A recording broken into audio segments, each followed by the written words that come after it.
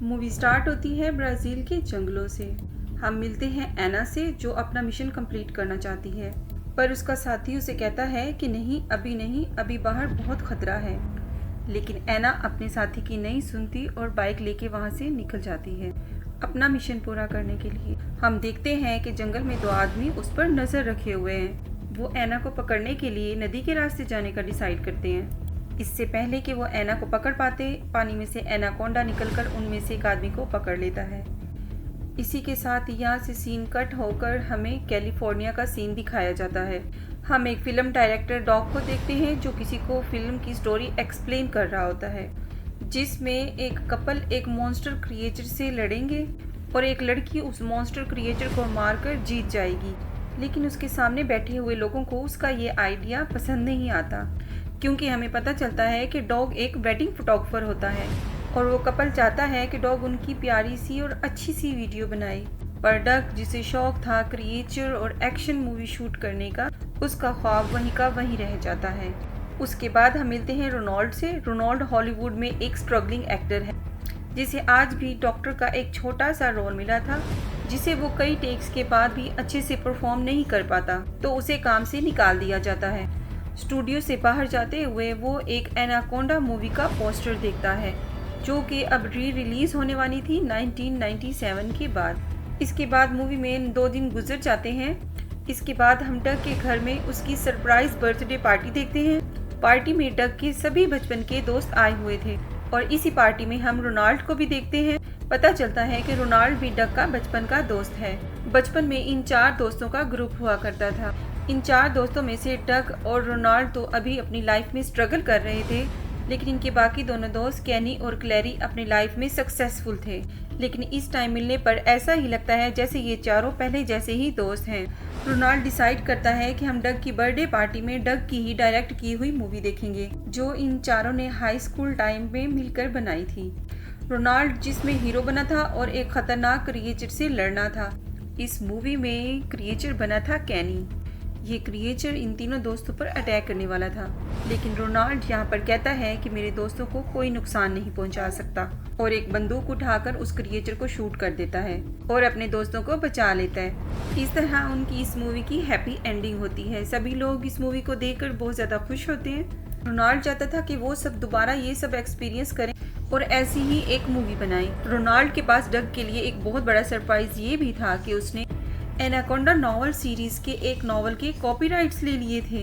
पहले भी बहुत से एनाकोंडा नॉवेल्स पर मूवीज बन चुकी थी और ये लोग एनाकोंडा सीरीज के बहुत बड़े फैन भी थे। और रोनाल्ड अब ये चाहता था कि ये चारों दोबारा मिलकर एक लो बजट एनाकोंडा मूवी बनाएं।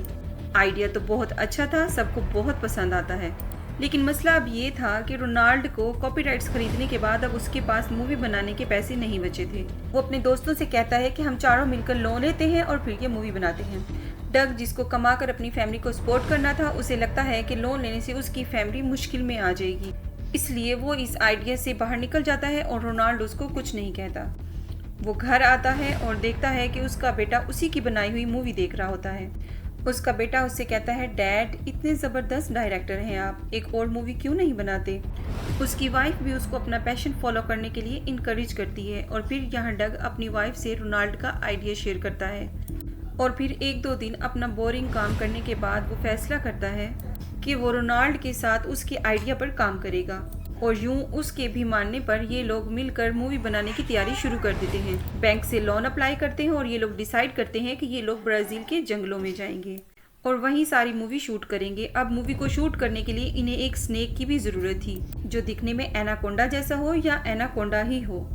केन यहाँ पर अपने लिंक्स का इस्तेमाल करता है और एक आदमी को बुलाता है जो सांप पालता था। वो सच में एक एनाकोंडा जैसा भयानक सांप ले आता है, जिसे देखकर रोनाल्ड की तो जान ही निकल जाती है, क्योंकि रोनाल्ड ने एज अ हीरो इस सांप के साथ ही लड़ना था। वो आदमी बताता है कि ये सांप जहरीला नहीं है, क्योंकि ये असल में एनाकोंडा है ही नहीं। असल एनाकोंडा तो जंगलों के अंदर है। रोनाल्ड भी अब इस सांप के साथ शूटिंग करने के लिए तैयार हो जाता है। सीन कट होता है और अब हमें दोबारा से एना को दिखाया जाता है। ये वही लड़की थी जिसे मूवी के स्टार्ट में दिखाया गया था। ये अभी भी उन्हीं आदमियों से छुप रही थी जो उसके पीछे पड़े हुए थे। वो एक बार में आ जाती है और नोटिस करती है कि वो आदमी उसके पीछे उस बार में भी आ गया है। वो यहाँ से एक यॉट की चाबी चुराती है और यहाँ से निकल पड़ती है। ये यॉट असल में अरेंज की थी रोनाल्ड के ग्रुप ने, ताकि वो ब्राज़ील के जंगलों के अंदर जा सकें और वहाँ पे फिल्म की शूटिंग कर सकें। एना इन लोगों से झूठ बोल देती है कि मैं ही आप लोगों की ड्राइवर हूँ। इस तरह वो अपने पीछे लगे आदमियों से बचकर इन लोगों के साथ बहुत दूर निकल जाती है। ये लोग उस स्नेक को भी अपने साथ इसी यॉट में शिफ्ट कर लेते हैं, लेकिन गलती ये होती है कि स्नेक को रखते हुए उसका बॉक्स टूट जाता है। अब ये लोग उस जगह पहुंच जाते हैं जहां पे इन्होंने मूवी की शूटिंग करनी। रोनाल्ड और क्लैरी की काफ़ी ज़्यादा सीन्स शूट किए जाते हैं और अब इन लोगों को बहुत ज़्यादा मज़ा आ रहा होता है। और इसी तरह रात हो जाती है। रात को जब रोनाल्ड सो रहा होता है तो उसे अचानक किसी के रेंगने की आवाज़ आती है। वो पीछे मुड़कर बेड की तरफ देखता है तो वहाँ पर एक बहुत बड़ा एनाकोंडा था। वो बहुत ज़ोर से चिल्ला देता है और यहाँ सब लोग इकट्ठे हो जाते हैं। पता चलता है कि ये रियल एनाकोंडा नहीं था, बल्कि ये वही स्नेक था जो अपने पिंजरे से बाहर निकल आया था। अब ये लोग उस आदमी को डांटने लग जाते हैं जिस आदमी का ये स्नेक था, और वो आदमी भी उन सबसे माफ़ी मांग लेता है क्योंकि गलती उसी की थी। उसी को दोबारा स्नेक का केस चेक करना चाहिए था। अब वो उन लोगों से कहता है कि ये स्नेक अब दोबारा आपको तंग नहीं करेगा, इसकी जिम्मेदारी मैं लेता हूँ। खैर, सुबह हो जाती है और हमें दिखाया जाता है कि आज रोनाल्ड को उसी स्नेक के साथ शूट करना होता है, लेकिन रोनाल्ड बहुत ज़्यादा डरा हुआ होता है। सीन ये होता है कि रोनाल्ड को खुद उस स्नेक को अपने हाथों से पकड़ना होता है और अपनी फ्रेंड क्लैरी से कुछ डायलॉग्स भी कहने होते हैं, पर स्नेक के डर की वजह से वो अपने डायलॉग्स भी ठीक तरीके से डिलीवर नहीं कर पाता, यहाँ तक कि वो अपना सीन भी नहीं कंप्लीट कर पाता। डर की वजह से वो स्नेक को पानी में फेंक देता है, जो कि बोर्ड के नीचे वाले फैन से टकरा कर क्रैश हो जाता है और मर जाता है। ये सब देखकर ये सभी लोग बहुत ज़्यादा दुखी हो जाते हैं। खैर, ये सब और कर भी क्या सकते थे। बाकी बच्ची बॉडी को ये रात में जला देते हैं और उसकी आफ्टर लाइफ अच्छी हो उसके लिए प्रे करते हैं। जिस टाइम ये सब लोग ये सब कर रहे थे, एना का एक दुश्मन देख लेता है। वो अपने लीडर को एना के बारे में बताने ही वाला होता है कि हम देखते हैं कि उसकी बोट पर भी एक एनाकोंडा आ जाता है जो उसको जकड़ते हुए उसे मार देता है। अब दूसरी तरफ हमें रोनाल्ड की शिप का सीन दिखाया जाता है जहाँ पर रोनाल्ड बहुत ज़्यादा उदास है। स्नेक मैन के पूछने पर रोनाल्ड बताता है कि वो हॉलीवुड में एक स्ट्रगलिंग एक्टर है और कोई लीड रोल तो दूर की बात है, उसे आज तक कोई अच्छा साइड रोल भी नहीं मिला और इसी चीज़ से तंग आकर उसने ये मूवी बनाने का डिसाइड किया था। और अब स्नेक ना होने की वजह से वो अब ये मूवी भी कंप्लीट नहीं कर पाएंगे। स्नेक मैन इमोशनल हो जाता है और रोनाल्ड से वादा करता है कि वो आज रात ही एक स्नेक पकड़ कर लाएगा और उसका जहर भी निकाल देगा ताकि रोनाल्ड अपनी मूवी कंप्लीट कर सके और अपना सपना भी। दिखाया जाता है कि रात में ही वो आदमी जंगल में निकल जाता है। एनाकोंडा उसे पलक झपकने का भी टाइम नहीं देता और उसे पकड़कर नदी में खींच लेता है और उसके इर्द गिर्द अपनी बॉडी को लपेटते हुए उसका दम निकालकर उसको मार देता है। यहाँ रोनाल्ड, जो पूरी रात से उसका इंतजार कर रहा था, जो अब तक उसके ना आने से बहुत ज़्यादा डर जाता है और सबको उसके बारे में बताता है। पहले ये सब उसका इंतज़ार करते हैं, लेकिन जब ज़्यादा ही देर हो जाती है तो ये लोग डिसाइड करते हैं कि ये लोग खुद जंगल में जाएंगे। वहाँ ये लोग उस आदमी को ढूंढेंगे और अगर वो ना मिला तो फिर कम से कम वहाँ से एक सांप पकड़ कर लाएंगे, जिससे इनकी मूवी कंप्लीट हो सकेगी, क्योंकि इनकी मूवी कंप्लीट होना भी इनकी अब मजबूरी थी, क्योंकि ये लोग लोन लेकर आए थे। अब ये लोग जंगल की तरफ निकल पड़ते हैं और एना भी इन लोगों के साथ थी। जंगल के अंदर जाने पर इन लोगों को एक वैन दिखाई देती है और आसपास एक अजीब सी सरसराहट भी सुनाई देती है। ये सरसराहट एक बहुत बड़े एनाकोंडा की लग रही थी। ये लोग बहुत ज़्यादा डर जाते हैं और उस ट्रक के अंदर जाकर छुप जाते हैं और अचानक से उस ट्रक की विंडो पर उनके साथी की लाश आकर गिरती है, खून में लथपथ। ये सब देखकर इन सब की सांसें रुक जाती हैं और अगले ही सेकंड उस ट्रक के सामने वो बहुत बड़ा एनाकोंडा आ जाता है। वो लोग इसी ट्रक को चलाकर यहाँ से भागने की कोशिश करते हैं, लेकिन अब वो ट्रक स्टार्ट नहीं हो रहा होता। अपने साथियों को बचाने के लिए डग अपनी लाइफ खतरे में डालता है और बाहर जाकर उस ट्रक को ठीक करता है। इसी दौरान वो एनाकोंडा उसे देख लेता है।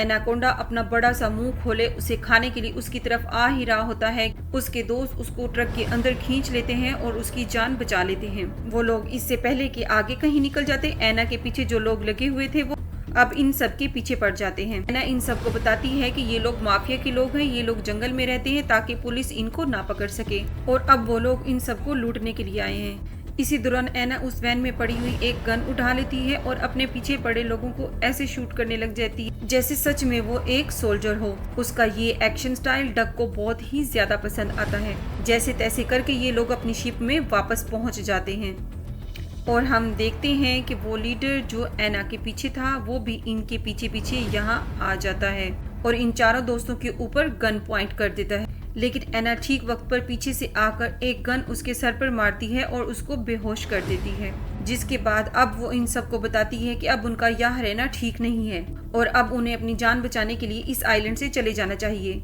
वो रोनाल्ड और डग से डिस्कस करती है कि वो कैसे इन लोगों को इस आइलैंड और इस जंगल से जल्द बाहर निकाल देगी ताकि ये लोग फ्लाइट्स लेकर अपने घरों को वापस जा सकें। लेकिन डग और रोनाल्ड उससे कहते हैं कि हम लोग वापस नहीं जा सकते क्योंकि हम लोग बहुत बड़ा लोन लेकर यहाँ आए हैं और मूवी बनाए बगैर तो बिल्कुल भी वापस नहीं जाएंगे। और एना को अब इनकी बात माननी पड़ती है और इनके साथ यहीं रुकना पड़ता है। हम देखते हैं कि डग सारी रात लैपटॉप पर बैठकर स्क्रिप्ट पर वर्क करता रहता है और रोनाल्ड के सारे मेन रोल एना को दे देता है क्योंकि एना का स्टाइल बहुत ही ज़्यादा ज़बरदस्त था और इसको लगता है कि अगर एना मेन रोल अदा करे तो इसकी फिल्म बहुत ही ज़्यादा सुपर डुपर हिट हो जाएगी। सुबह होते ही वो अपना स्क्रिप्ट सभी लोगों को दिखाता है और बताता है कि उसने ये रोल एना को इसलिए दिया है कि उनकी मूवी जल्द अज जल्द ऑस्कर के लिए भी नॉमिनेट हो सके, क्योंकि जिन मूवीज़ में लीड रोल एक लड़की के पास होता है और वो एक्शन करती है तो उस मूवी को ऑस्कर मिलने के चांस बढ़ जाते हैं। सभी लोगों को उसका आइडिया बहुत ही ज़्यादा पसंद आ रहा था और उसकी स्क्रिप्ट भी। रोनाल्ड और क्लैरी उससे पूछते हैं कि हमारा इसमें क्या रोल होगा। डॉग उन्हें बताता है कि तुम लोग इस जंगल में खजाना ढूंढने आओगे और तुम्हारे पीछे एनाकोंडा लग जाएंगे और एना तुम्हें उससे बचाएगी। आइडिया पसंद आने पर सभी लोग शूटिंग स्टार्ट कर देते हैं और डग एना के बहुत ज़्यादा सीन्स शूट करता है। ये देखते हुए अब रोनाल्ड और क्लैरी को बहुत ज़्यादा गुस्सा आ जाता है क्योंकि डग अब अपने ही दोस्तों पर ध्यान नहीं दे रहा था और उन्हें भूल गया था और उन्हें अब ये भी एहसास हो चुका था कि जितने सीन्स वो अब एना के शूट कर चुका है उसके बाद अब इन दोनों का करैक्टर बहुत ही छोटा लगने वाला था। डग उनसे कहता है कि मैं जो भी कर रहा हूँ हम सबकी भलाई के लिए कर रहा हूँ, हमें इस मूवी को हिट बनाना है। आना चूंकि सच में स्टंट करती है इसलिए वो स्क्रीन पर बहुत ज्यादा नेचुरल लगेगा। इस मर्तबा ये सब बातें सुनकर रोनाल्ड को और भी ज्यादा गुस्सा आ जाता है। वो डग से कहता है कि ये मेरा आइडिया था, तुम इस तरह इसको इस्तेमाल नहीं कर सकते मेरे बगैर। अभी ये बातें कर ही रहे थे कि उनके करीब से एक बहुत बड़ी शिप गुजरती है जिसमें बहुत फेमस हॉलीवुड एक्टर्स भी थे और ये शिप स्पेशली शूटिंग के लिए तैयार की गई थी।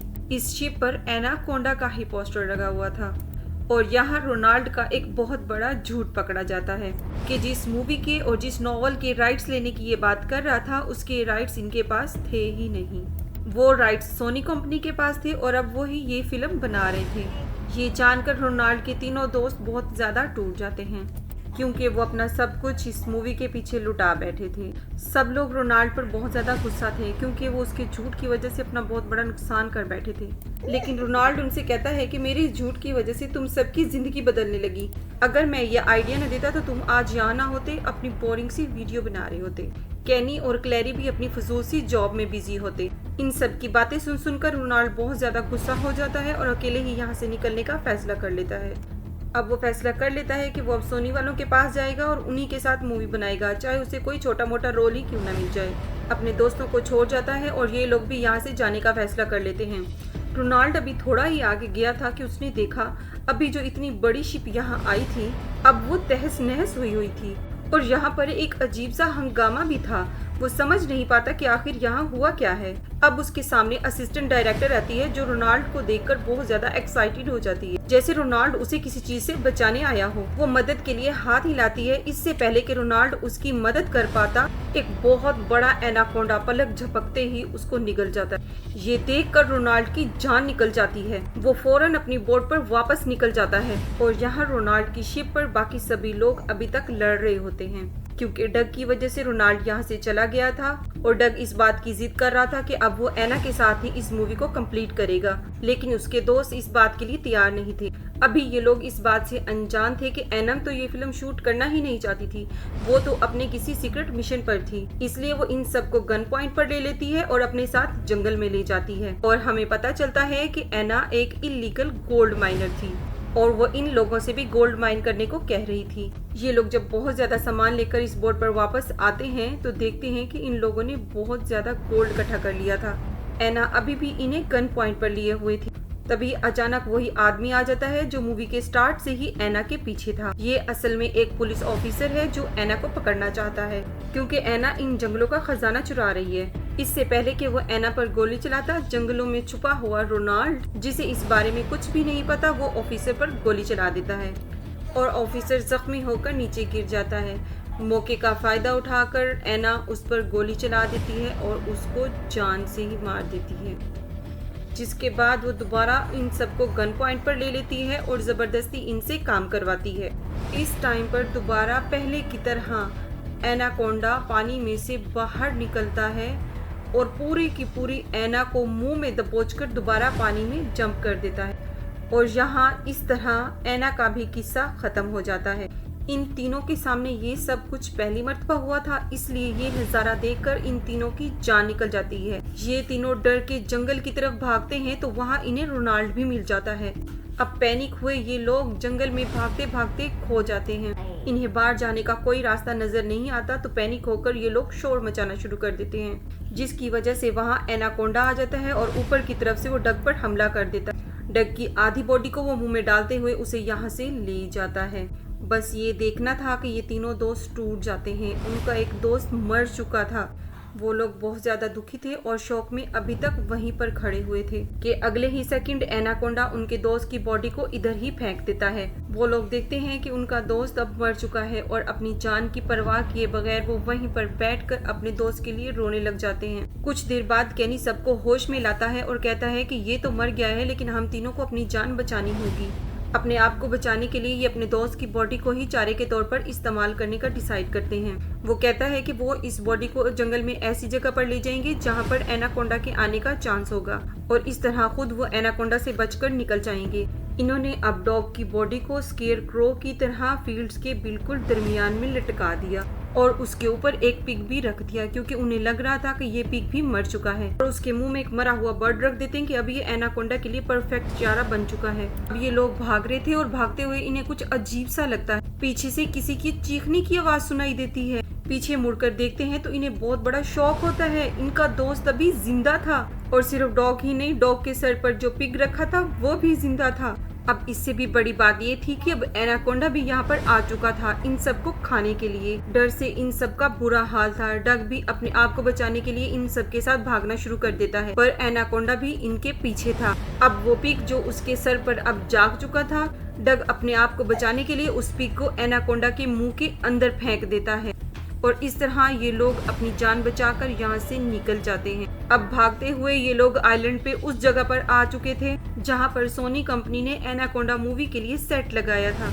हमें दिखाया जाता है कि यहाँ पर बहुत ज्यादा बॉम्ब्स लगाए गए थे एनाकोंडा को मारने के लिए और अब सच में एक एनाकोंडा यहाँ पर आया हुआ भी था। सारा क्रू तकरीबन मारा जा चुका था, लेकिन जो हीरो था वो अभी भी जिंदा था। इन चारों को देखकर वो इन चारों को बचाने की कोशिश करता है और पीछे से एनाकोंडा पर उसी तरह गोलियां चलाता है जिस तरह मूवी में दिखाया जाता था। और इसके बाद इन चारों को बचाकर वो एक सेफ जगह पर ले जाता है और इन चारों को बताता है कि इस पूरे सेट में बहुत छोटे छोटे बॉम्ब्स लगाए गए हैं, तुम इनका कंट्रोलर ढूंढ लो तो तुम लोग एनाकोंडा से बच सकते हो। इनको ये सारी बातें बताकर ये हीरो यहाँ से जाने वाला था। वो लोग पूछते हैं कि आप कहाँ जा रहे हैं। वो बताता है कि मेरे दोस्त जंगल में निकले हैं और जंगल में कोई बॉम्ब नहीं है जिससे एनाकोंडा को मारा जा सके और मैं अपने दोस्तों को अकेला नहीं छोड़ सकता। और यहाँ इन्हें बॉम्ब्स का कंट्रोलर भी मिल जाता है। ये लोग डिसाइड करते हैं कि अपनी जान बचाने के लिए ये लोग एनाकोंडा को मारेंगे। इसी सेट पर लाकर वो लोग अपनी जान को खतरे में डालकर यहाँ से जाते हैं और जीप पर बैठकर आइलैंड की तरफ जाते हुए शोर मचाते हैं ताकि एनाकोंडा इनकी तरफ अट्रैक्ट हो सके। एनाकोंडा जैसे ही इनके पीछे आता है,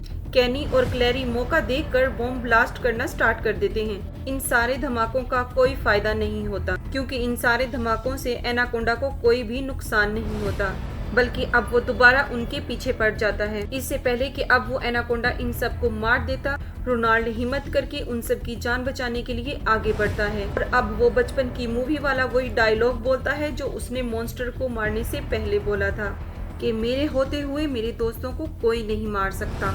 ये बोलकर वो अपनी पिस्टल निकालता है और एनाकोंडा के पास चला देता है। उसने ये गोली एक गैस सिलेंडर पर चलाई थी, जिसकी वजह से एक बहुत बड़ा ब्लास्ट होता है और इस ब्लास्ट में एनाकोंडा की बॉडी फट जाती है और वो मर जाता है। फाइनली इन सब की जान बच जाती है। इसके बाद हम इन चारों को यहाँ से बाहर निकलता हुआ देखते हैं। मूवी के पोस्ट क्रेडिट सीन में हमें पता चलता है कि वो सब चीजें इन लोगों ने मूवी की तरह शूट भी की थी और फाइनली डग ने अपनी मूवी को सिनेमास में ऑन एयर भी किया था और इस मूवी से इन लोगों ने बहुत सारा पैसा भी कमाया था और इस मूवी को अवार्ड भी मिला था। इस मूवी के बाद इन सब की जिंदगी बहुत ज्यादा बदल गई थी। इन सब के पास पैसा आ गया था। रोनाल्ड और क्लैरी ने शादी करने का फैसला कर लिया था और इनका प्री वेडिंग शूट बिल्कुल उसी तरह होता है जिस तरह डग सबका करना चाहता था, एलियन एक्शन थ्रिलर थीम के ऊपर। रोनाल्ड को भी अब हॉलीवुड में अच्छे सीन्स मिलना शुरू हो गए थे, जबकि डग भी अब एक स्ट्रगलिंग डायरेक्टर नहीं रहा था। उसे सोनी कंपनी की एक बहुत बड़ी डायरेक्टर आकर मिलती है, जो कि पहले तो उसे कहती है कि तुमने एनाकोंडा मूवी बगैर राइट्स के बनाई है, जिससे डग बहुत ज्यादा डर जाता है। लेकिन वो उसे बताती है कि मुझे वो मूवी बहुत ज्यादा पसंद आई है और अब मैं ये चाहती हूँ कि रियल एनाकोंडा मूवी भी तुम ही डायरेक्ट करो। ये सुनकर डॉग बहुत ही ज्यादा खुश हो जाता है। उससे ये खुशी संभाली नहीं जाती और वो वहीं पे बेहोश हो जाता है और उसको इस तरह दिखाते हुए ये मूवी यहीं पे खत्म हो जाती है।